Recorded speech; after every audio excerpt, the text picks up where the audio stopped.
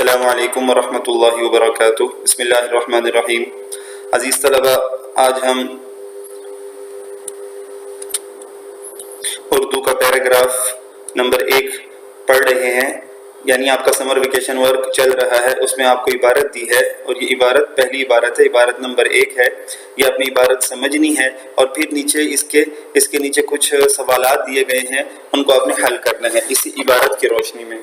تو یہ بلا تاخیر کہ ہم اس کو سمجھتے ہیں، پڑھتے ہیں۔ جاپانی زبان سے ماخوذ لفظ سونامی ساحلی لہروں کے معنی میں استعمال کیا جاتا ہے، ٹھیک ہے؟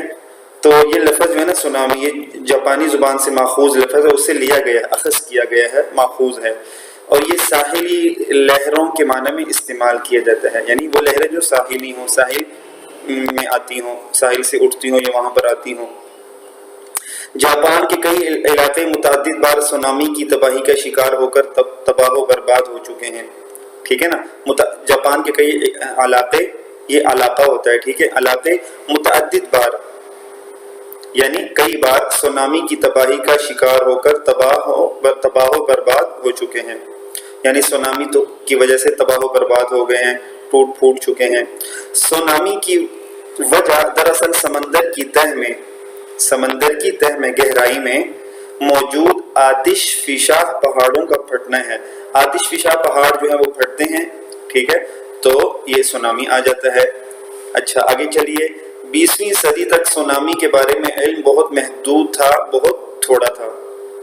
20ویں صدی تک زیر آب آتش فشاں پہاڑ، زیر آب یعنی پانی کے نیچے آتش فشاں پہاڑوں کے علاوہ جوہری توانائی رکھنے والی اشیاء، جوہری توانائی یعنی اٹامک انرجی، ٹھیک ہے، جوہری توانائی رکھنے والی اشیاء اور ہتھیاروں کا سمندر میں پھینکا جانا، اس طرح ہتھیاروں کا، جوہری توانائی رکھنے والے ہتھیاروں کا سمندر میں پھینکا جانا۔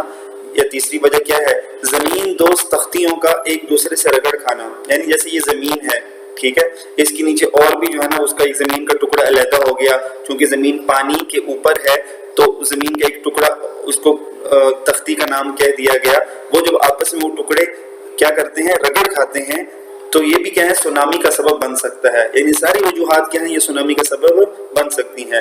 حتیٰ کہ ایک چھوٹے سے گیس کے بلبلے کا سمندر میں پھٹنا بھی سونامی کا سبب بن سکتا ہے، یہ آسان بات ہے۔ آج تک آنے والے 80% سونامی بحر الکاہل میں ریکارڈ کیے گئے ہیں۔ یہ سب سے بڑا سمندر جو ہے وہ کون سا ہے؟ بحر الکاہل، ٹھیک ہے، تو 80% سونامی وہاں پر ریکارڈ کیے گئے ہیں۔ سونامی کے آنے کا اندازہ اس بات سے لگایا جا سکتا ہے کہ سمندر کا پانی صرف تھوڑی سی دیر کے لیے ساحل سے ہٹتا ہے، ٹھیک ہے، دوبارہ دیکھیں، سونامی کے آنے کا اندازہ اس بات سے لگایا جا سکتا ہے کہ سمندر کا پانی صرف تھوڑی سی دیر کے لیے ساحل سے ہٹتا ہے، کہ نہ صرف زمین دکھائی دیتی ہے بلکہ مچھلیاں بھی ساحل پر پڑی نظر آتی ہیں۔ چونکہ ساحل سے پانی ہٹ جاتا ہے تو زمین بھی دکھائی دیتی ہے، بلکہ وہاں پر جو مچھلیاں ہوتی ہیں وہ بھی پڑی ہوئی نظر آتی ہیں۔ اب کہتے ہیں کچھ ماہرین جبلت، ٹھیک ہے